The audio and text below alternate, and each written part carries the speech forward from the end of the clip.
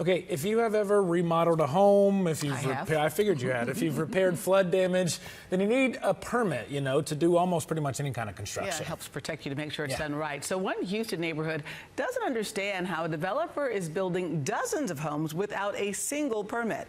ABC 13's Maya Shea is live at Oak Forest, where neighbors have been fighting this battle for more than 2 years now. Maya? Yeah, it really boggles the mind how it's all happening. We're here at Oak Forest. It's the North Loop on the other side. You see this giant fence, and you see there's red tags. There's one after another. Well, those are all red tags by the city saying, hey, you got to stop construction. This is clearly a construction site. There's clearly construction going on, but according to city officials and people who live around here, not once has anyone managed to get a building permit.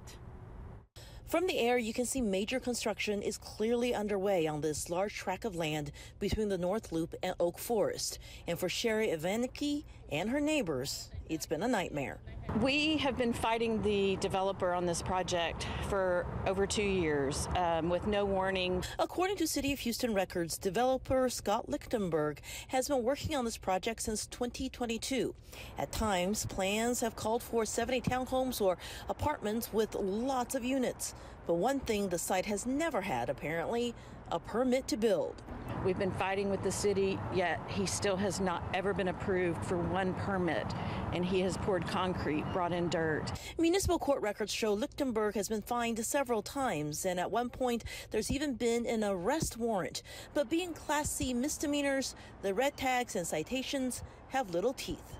We're not trying to stop development, but they have to be responsible, and they have to go by the laws that the city have regarding those things. We went looking for Lichtenberg at his home, but nobody answered. In a text exchange with ABC 13, he first answered, "What can I help you with?